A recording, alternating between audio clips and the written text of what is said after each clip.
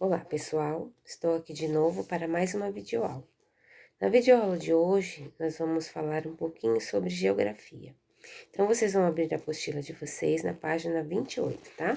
Essa página aqui, ó. Esse texto a Pro já passou para vocês, mas eu vou ler de novo para que a gente possa recordar um pouquinho, tá? E vamos responder atividades sobre ele. E, dando continuidade, eu vou fazer mais algumas páginas, né? Da nossa matéria de geografia, tá bom? Então, eu vou fazer a resposta desses daqui e vou passar a matéria de hoje e vou corrigir na próxima aula, tá? Para dar um tempinho para que vocês possam responder com calma, tá bom? Então, vamos lá. Aprendendo com os mais velhos. Entre os importantes aspectos das culturas indígenas, o respeito aos mais velhos e a transmissão de conhecimentos e memórias de uma geração a outra é muito valorizado entre esses povos. O texto a seguir relata como as crianças indígenas aprendem em seu dia a dia com as pessoas de mais idade. As crianças indígenas, por exemplo, aprendem muita coisa com seus pais e parentes mais próximos, como os irmãos e os avós. Os conhecimentos podem ser transmitidos durante atividades do dia a dia ou em momentos especiais, durante os rituais e as festas. É principalmente na relação com seus parentes que as crianças aprendem, caminham junto com eles, observam atentamente aquilo que os mais velhos estão fazendo ou dizendo, acompanham seus pais até a roça, vão pescar com os adultos e brincam muito. Cada brincadeira é um jeito de aprender uma habilidade que será importante no futuro, como saber caçar, pescar, fazer pinturas no corpo, fabricar arcos e flechas, potes e cestos. É por meio desses processos de aprendizagem que as crianças aprimoram as técnicas para realizar tais atividades. Na convivência com os mais velhos, aprende-se o jeito certo de se comportar e de se relacionar com todos da família e do grupo. Dessa forma, as crianças aprendem, por exemplo, quem são as pessoas que devem ser tratadas como irmãos e irmãs, como tios e tias, com quem poderão se casar no futuro. Dessa maneira, vão entendendo qual a sua importância na comunidade.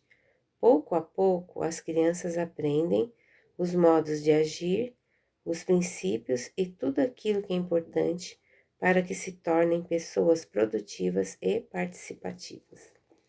Para isso, é muito importante estarem sempre atentas aos trabalhos diários e ao aprendizado e transmissão de conhecimentos.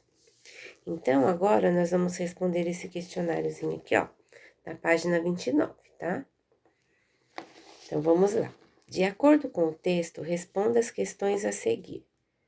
Letra A. Durante quais momentos os conhecimentos são passados de geração em geração entre os povos indígenas? Resposta: os conhecimentos podem ser transmitidos durante as atividades do dia a dia ou em momentos especiais durante os rituais e as festas. Letra B. Cite 3 atividades que as crianças indígenas aprendem com os mais velhos. Então, tem algumas sugestões aqui, tá? Caçar, pescar, fazer pinturas no corpo, fabricar arcos e flechas, potes e cestos, tá bom? Então, aqui é essa a resposta da letra B. Letra C. Conte aos colegas algo que você aprendeu com alguma pessoa mais velha que você. Então, aqui é uma resposta pessoal, tá? É a última perguntinha. Então, vocês podem, como a Pro já disse, vou repetir de novo, nós não estamos na escola, né? Não tem como conversar com os amiguinhos, com os colegas. Então, vocês vão conversar com alguém da casa de vocês, tá? Para poder responder aqui. O que vocês aprenderam, né? Com uma pessoa mais velha. Aí vocês vão contar depois, né, para alguém da família, que foi que vocês aprenderam com uma pessoa mais velha. Página 30. Desculpa. Modos de vida em diferentes países, tá? É porque a página 30 é essa aqui. Então, aqui nós vou ler o texto para vocês. Assim como no Brasil e em vários lugares do mundo, o modo de viver das pessoas é diferente um dos outros. Essas diferenças são ocasionadas devido à maneira como as pessoas se relacionam com a natureza, a maneira de se alimentar, as crenças religiosas, ao modo de se vestir e à língua falada. Veja a seguir alguns exemplos. Os Maçais são um povo que vive em uma região da África. Eles apresentam um estilo de vida em que a presença de suas tradições culturais é muito marcante. As casas dos Maçais são feitas com estacas de madeira, barro e esterco. O que é esterco? É um excremento apodrecido de animais que serve como adubo. Por exemplo, esterco de vaca, né? Que ajuda a protegê-los da chuva. Elas são construídas em círculos e no centro desses círculos, abrigam o gado, principal fonte de alimento desse povo. Os Masais vestem roupas coloridas, nas quais a cor vermelha se destaca.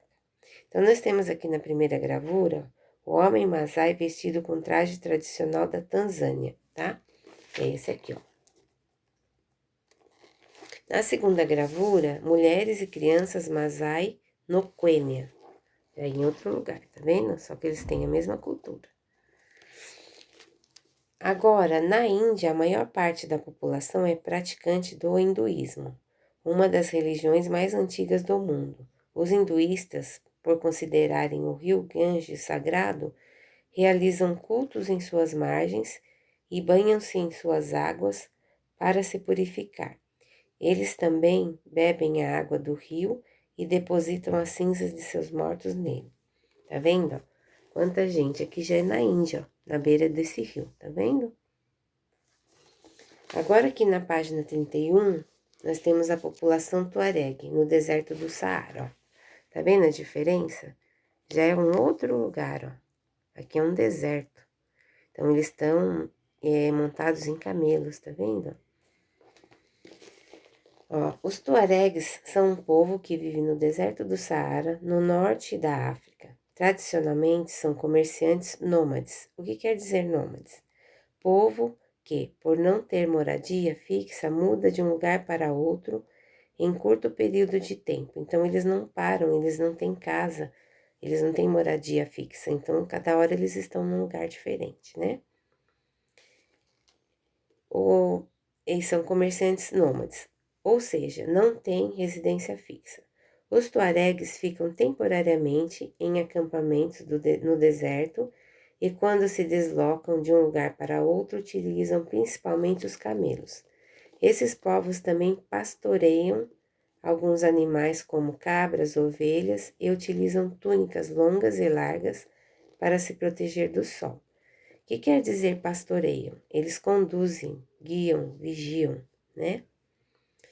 Os esquimós, conhecidos também como inuites, são povos tradicionais que habitam territórios ao redor do Polo Norte, no Alasca, Canadá e Groenlândia.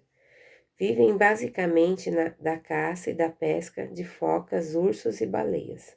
Sua moradia durante a caça denomina-se iglu e é feita de gelo. Ó, tá vendo? Aqui é a moradia deles, aqui é um iglu feito de gelo. E aqui tem uma mulher, ó. Mulher esquimó com a tradicional vestimenta de pele, tá vendo? Eles têm casacos de peles de animais para se esquentar, porque lá é muito frio. Aqui no final da página nós temos um desafio. Você considera importante valorizar os diferentes tipos de cultura e modos de vida de pessoas que vivem em outros lugares do mundo? Então, a resposta aqui é sim, tá, pessoal? No caderno, elabore um pequeno texto explicando o porquê de sua resposta. Então, é importante sim, porque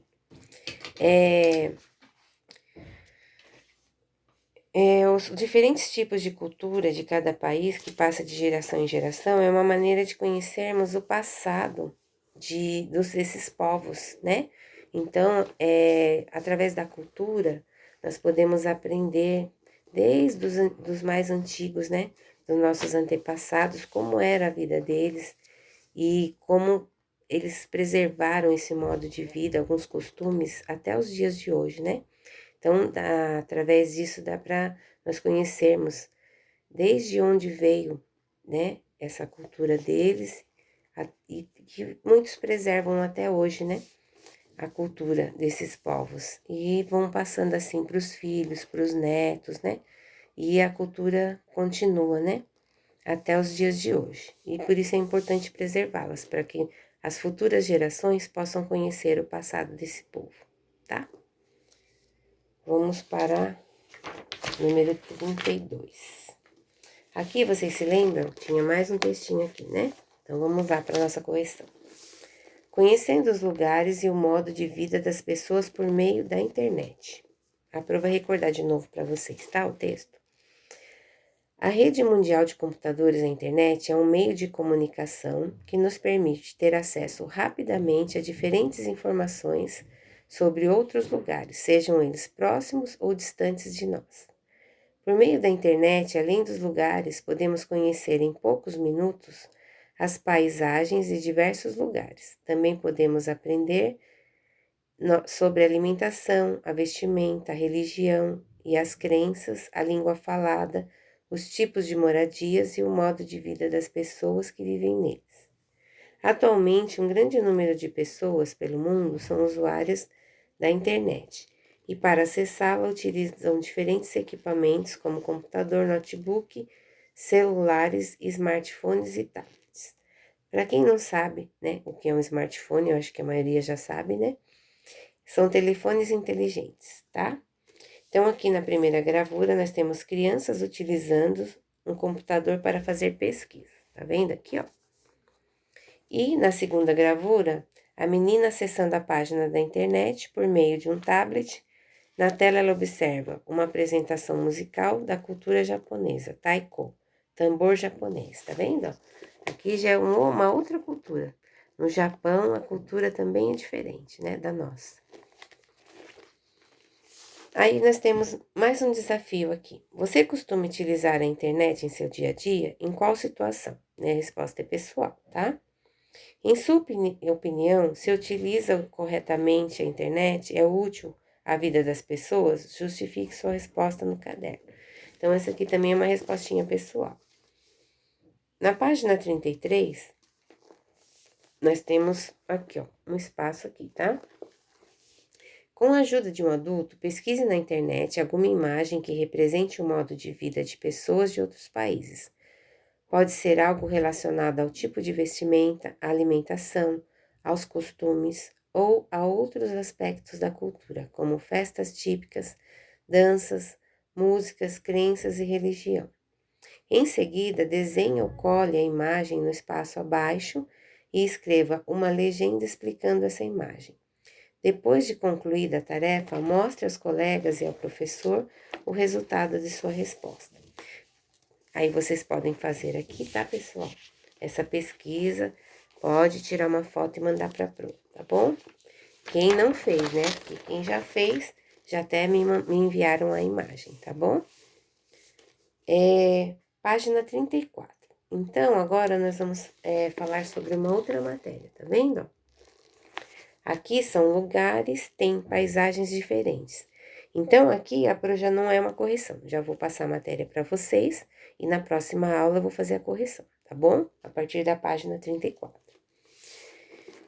Então, aqui, ó, vou ler o texto para vocês. Existem diversos tipos de paisagens em diferentes lugares do mundo.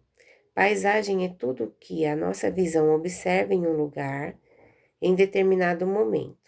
Além da visão, podemos utilizar outros sentidos para perceber algumas características das paisagens, como a audição por meio de sons e o olfato por meio de odores, como estudamos na unidade anterior. Observe as paisagens dos lugares retratados a seguir. Então, na primeira gravura aqui, ó, eu tenho a vista panorâmica de uma praia tropical. Tá vendo aqui, ó? Olha que linda. Então, aqui que nós observamos? A areia branquinha, tem coqueiro, céu limpo, água azulzinha, tá vendo, ó? É um outro ambiente. Quando nós estamos num ambiente assim, nós podemos observar através da nossa visão a paisagem, né? Tudo que tem ao redor dela. Nós podemos sentir no rosto a brisa, o vento do mar, né? O cheiro que tem esse lugar, ouvir o som dos pássaros que tem por aqui. Então, tudo isso nós utilizamos quando nós estamos observando uma paisagem, tanto aqui na praia, como nessa aqui. Aqui já é uma cidade, tá vendo? Olha a diferença. Aqui é a cidade de Belo Horizonte, Minas Gerais. Então, aqui, ó, nós já vamos observar o quê? Muitos prédios, né? Aqui nós já temos o cheiro da poluição, porque tem muitas indústrias. Nós não temos muitos pássaros, dependendo do local, né? Nós temos barulho de carro, de moto, trânsito, é outro ambiente.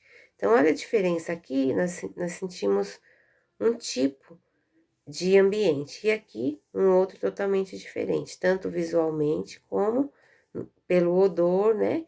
E pela audição que nós podemos observar, os barulhos são diferentes no lugar, né? Na última aqui, ó, nós temos a vista panorâmica de uma área rural, olha que linda também. Tudo verdinho, tá vendo, ó? Geralmente nesses lugares tem plantação, né?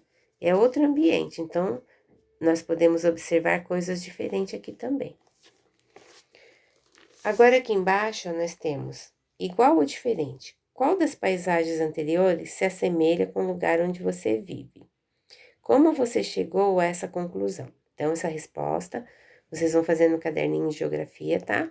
Cabeçalho, a data do dia que vocês estão fazendo, copia a pergunta, pula umas 2, 3 linhas para responder e depois tem a segunda perguntinha. No caderno, desenhe a paisagem no lugar onde você vive. Do lugar onde você vive, desculpa. Então, aqui é para desenhar, não é nenhuma pergunta, tá? Então, a primeira é uma perguntinha e a segunda vocês vão desenhar, tá? A paisagem do lugar onde vocês vivem. Então, vocês vão observar tudo que tem ao redor da casa de vocês, quais são as paisagens, né? E vão desenhar. Agora, a página 35, elementos das paisagens. As paisagens são compostas por um conjunto de elementos com características distintas. A maneira como esses elementos estão organizados torna as paisagens diferentes umas das outras. Portanto, a paisagem de um lugar não se repete em outro, mesmo sendo composta por elementos em comum. Então, nós temos aqui a primeira cidade, é a cidade de Recife, tá? E embaixo temos a cidade de São Paulo. Então, se vocês observarem aqui, ó, aqui é uma cidade, não é? Aqui também é. Aqui é Recife, aqui é São Paulo. Todas são compostas por ruas, avenidas asfaltadas, prédios, né? Indústrias. Só que mesmo elas sendo compostas por esses elementos iguais, que são prédios, ruas iguais, não é? Elas têm paisagens diferentes, tá vendo? Quando você olha essa cidade, ela está construída de uma forma, em São Paulo a construção está de outra forma. Entendeu? Então, mesmo elas tendo os mesmos objetos na cidade, os mesmos elementos, elas se tornam paisagens diferentes, porque elas são construídas de formas diferentes, né? Dependendo do local onde foi tirada a foto. Então, é isso que diferencia uma paisagem da outra, tá? Aí nós temos aqui, ó, jogo rápido. Cite 3 elementos que você observa nas duas paisagens das imagens anteriores. Número 2. Embora apresentem elementos em comum, as paisagens das imagens são iguais. Justifique sua resposta, tá? Agora temos aqui embaixo, dependendo da procedência dos elementos que compõem as paisagens, estas podem ser classificadas como naturais ou culturais, tá? O que é procedência? Lugar de origem de algo ou alguém, né? Página 36. Paisagem natural. Uma paisagem é natural quando apresenta apenas elementos criados pela natureza, como rios, cachoeiras, vegetação, formas de relevo e praia. Observe as paisagens a seguir. Então, nós temos um lago no Canadá e um lago nos Estados Unidos. Tá vendo? Ó? Aqui tem um lago no Canadá e aqui nos Estados Unidos, tá vendo? As paisagens. E aqui embaixo nós temos paisagem com relevo irregular na Ucrânia. Olha, então aqui temos as montanhas, os relevos, né, que são mais altos. Então aqui, ó, é uma paisagem bem verdinha, tá vendo? Aí aqui embaixo nós temos um jogo rápido. Marque um X nos elementos naturais presentes na paisagem das imagens. Então aqui tem várias alternativas. Então vocês vão colocar aqui, ó, quais são os elementos naturais presentes na paisagem. Então vocês vão marcar um X em qual for o natural, tá? Paisagem cultural, página 37. Na paisagem cultural, uma paisagem é cultural quando apresenta muitos elementos construídos pelo ser humano, ou seja, elementos culturais como construções, rodovias, pontes, túneis, indústrias, entre outros. A maior parte das paisagens terrestres é cultural, pois passou por transformações provocadas pelo ser humano. Observe a paisagem ao lado. Aqui é uma vista de uma grande cidade, tá vendo? Aqui tem viadutos, pontes, prédios, estão vendo? Aqui é uma paisagem cultural, que ela foi modificada pelo ser humano. Então, jogo rápido. Marque um X nos elementos culturais presentes na paisagem da imagem. Então, aqui eu tenho várias alternativas, vocês também vão marcar um xizinho nos elementos culturais, tá?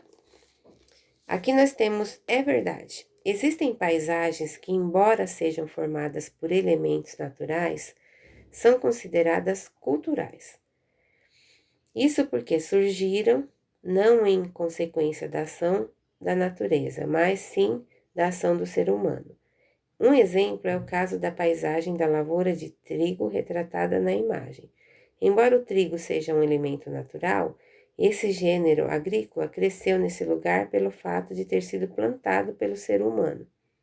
Portanto, essa paisagem é cultural, a lavoura de trigo, tá? Então, vocês viram aqui, ó, a lavoura de trigo é essa aqui. Nós temos aqui embaixo um desafio. Cite uma paisagem cultural formada por elementos naturais. Justifique como você chegou a essa conclusão, tá? Então, aqui em cima, na verdade, está explicando, né, pessoal, que essa lavoura de trigo, apesar de ela ser feita de elementos naturais, ela se torna também uma paisagem cultural. Por quê? Porque ela foi plantada pelo ser humano. Então, ela foi formada pelo ser humano, né? Então, por isso que ela é considerada também uma paisagem cultural. Então, aqui, ó, nós terminamos a matéria de hoje aqui na página 37, tá? E na próxima aula, a professora vai corrigir para vocês aqui a página e nós vamos dar continuidade nessa matéria, tá? Na página 38. Por esse vídeo é só. Espero que vocês estejam todos bem, tá? Um grande beijo, tchau, tchau.